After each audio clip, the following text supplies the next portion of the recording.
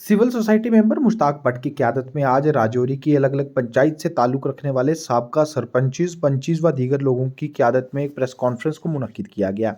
इस press conference के दौरान इन तमाम लोगों ने एक तरफ जहां जम्मू कश्मीर हुकूमत, एलजी इंतज़ामिया व मरकज़ी हुकूमत से मुतालबा किया कि जल्द से जल्द कैपेक्स समेत दीगर सरकारी स्कीम्स के तहत किए जाने वाले तरक्याती कामों की बकाया पेमेंट को ठेकेदारों के नाम जारी किया जाए, तो वहीं दूसरी ओर इन लोगों ने ये मुतालबा भी रखा कि मुतलका महकमों की तरफ से ठेकेदारों पर दबाव बनाया जा रहा है कि जल्द से जल्द इन स्कीम्स के तहत काम किए जाएं जिनकी फंडिंग तक नहीं है, और इससे आने वाले वक्त में ठेकेदारों पर मजीद वजन पड़ेगा।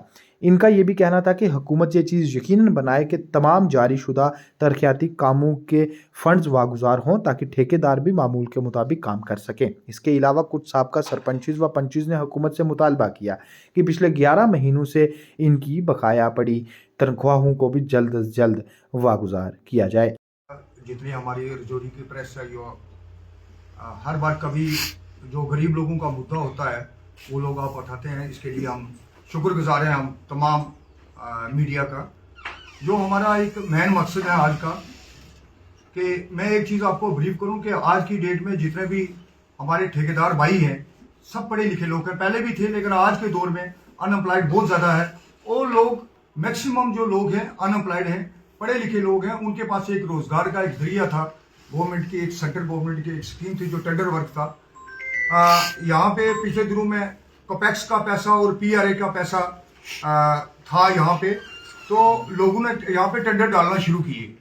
जबकि यहाँ पे दोनों डिपार्टमेंट, चाहे वो टेक्निकल डिपार्टमेंट हो चाहे वो वीडियो ब्लॉक हो, दोनों जो लोगों को कह रहे हैं कि आप काम स्टार्ट करो, और कुछ हमारे लोगों ने काम भी स्टार्ट किया। और हमें सुनने में ये आया है, हमने ब्लॉक से भी कंफर्म किया और टेक्निकल विंग से भी हमने कंफर्म किया, वो कहते हैं हमारे पास ना तो कपैक्स का पैसा है और ना पीआरए का पैसा है।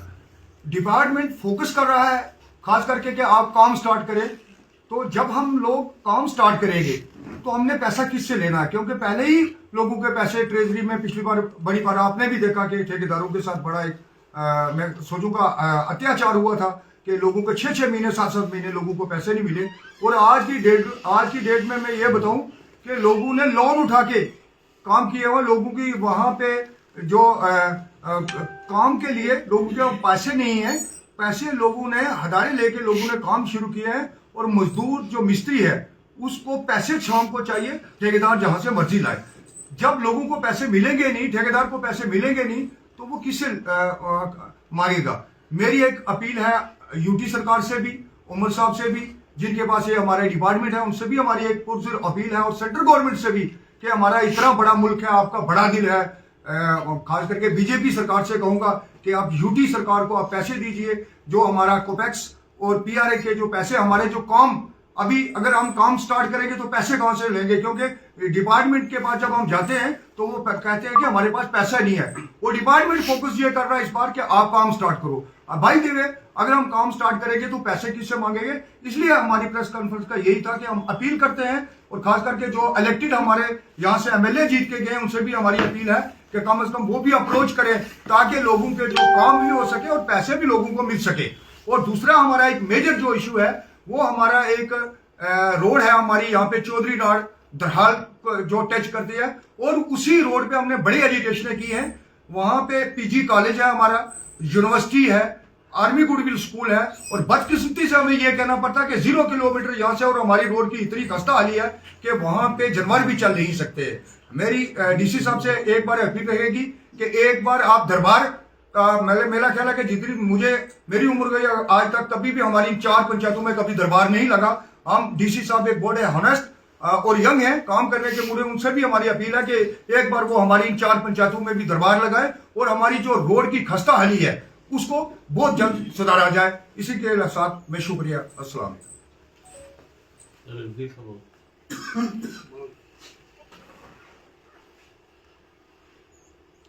जी बताएं। आपका बहुत बहुत शुक्रिया यहाँ तशरीफ लाने के लिए।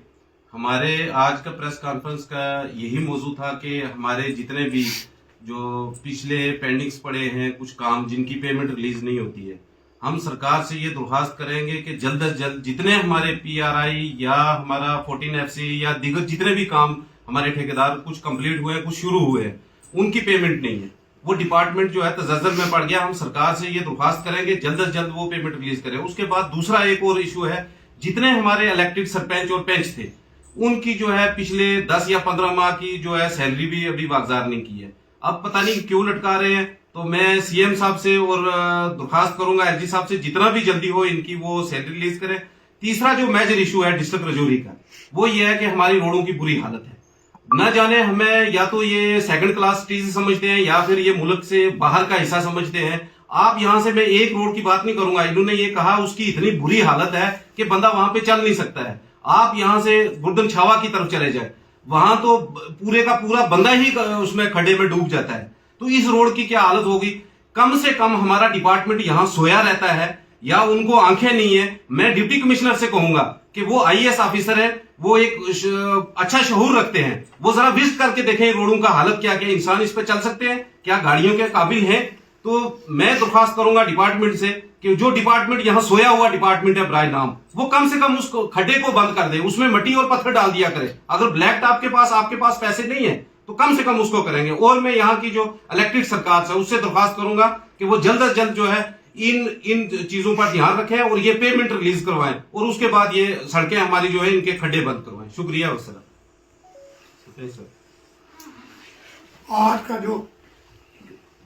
आज का जो हमारा मौजू था, यहाँ सबसे पहले मैं आपका तहे दिल से तमाम जो हमारे ये मीडिया वाले आए हैं सबका मैं शुक्रिया अदा करता हूँ। जो मेरे साथियों ने, भट्ट साहब ने कहा, हमारे दूसरे साथी ने कहा, हमारा मेन जो फोकस था वो यही था कि हमारी जो रोडों की हालत है वो हम यही कहेंगे। कई बार हम एक छोटी सी मिसाल में देता हूँ, हमारा मेडिकल कॉलेज है, उसके पीछे एक डंगा है, यहाँ के हजारों गाड़ियाँ सुबह शाम वहाँ चलती हैं। तो मैं ये कहता हूँ यूनिवर्सिटी भी, आर्मी गुडविल स्कूल भी, 10 गाड़ियाँ वो बड़ी आती हैं, जरा सी ब्रेक फेल हो जाए हजारों बच्चों का नुकसान, हजारों कुंभों का नुकसान हो सकता है। हम डीसी साहब को भी मिले और वहाँ के सुपरिटेंडेंट को भी मिले और डीसी साहब ने एक्शन लिया, एक्शन साहब वहाँ मौके पर भी गए। मैं ये दावे से कहता हूँ जो हम यहाँ डिमांड रखते हैं, हमारी एक डिमांड भी हल नहीं होती है। जैसे हमारी रोड की हालत बताइए, वो हर जगह की यही हालत। हम यही कहते हैं अगर गवर्नमेंट के पास पैसा नहीं है लेकिन थोड़ा बहुत जो हमारी जिंदगी को बचा करने वाली चीज है उसको भी तो कंट्रोल में करें ना।